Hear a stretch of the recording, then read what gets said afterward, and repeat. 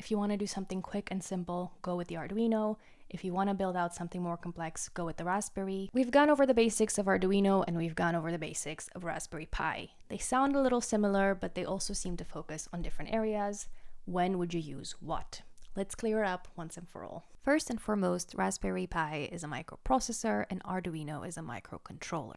Micro means they're both small, but their actual main function is quite different. While Arduino focuses on getting started very quickly with electrical engineering and various projects that you can run, Raspberry Pi might take a little bit longer to set up, from having to install the operating system and booting it up like you would a normal computer, to the code that you would need to run even the most basic electric circuit. For example, to turn on a light bulb, this is the Arduino, and this is the Raspberry code. The Arduino comes out of the box with a lot of libraries that make it easier for you to write less lines of code and make that go further.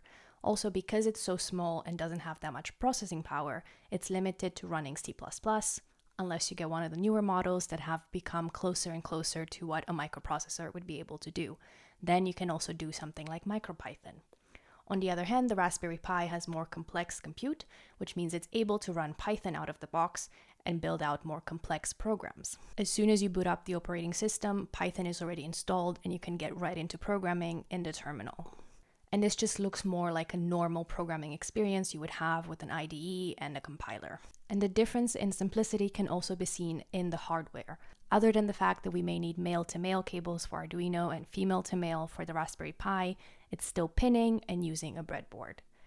However, the pins on the Raspberry Pi are a lot more complex and you need a table to fully understand what each of them can do. If you pick the right ones, it is as easy as identifying a specific pin number in the analog pins of the Arduino. However, it can feel a little bit like a minefield to get the right one, and the focus is definitely not on being able to intuitively just get started without doing too much reading into it. So when would you use what?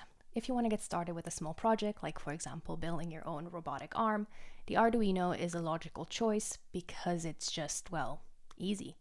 You can plug things in, there's a lot of documentation and guides on how to do it, and there's not really that many ways to do something wrong. Even without a lot of experience, you can get off the ground and build some really cool things pretty quickly. However, you may run into some limitations. For example, I am a Python programmer, and a lot of complex applications, especially those that include AI these days, are going to be available in Python. But the Arduino isn't built for something this complex. It also cannot handle a lot of tasks at the same time, so if you put too much logic in the loop and expect it to happen at the same time, you may be a little disappointed. So there will come a natural point at which your project is too complex for the Arduino and you need to either upgrade to the newest version or start looking into microprocessors instead.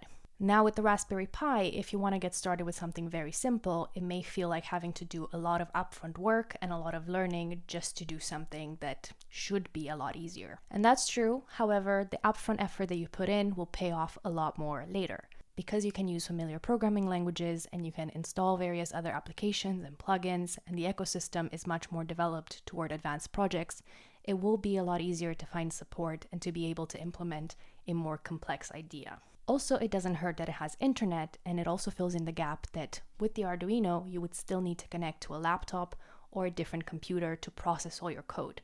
The Raspberry just does it all by itself. So to sum up, if you want to do something quick and simple, go with the Arduino. If you want to build out something more complex, go with the Raspberry, or you can try to use both together, either by starting with an Arduino and later on migrating to the Raspberry, which is the path I'm taking with my robotic arm, or even for some specific models, you are able to plug them in together. So you can use the Raspberry Pi as the processor and the Arduino as the controller for some of your parts. This way your whole project could become something that you can move around in a shoebox, which has a lot of benefits when you're working with embedded systems or robotics.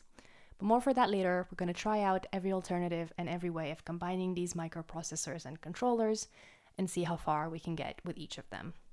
I'll see you in the next episode.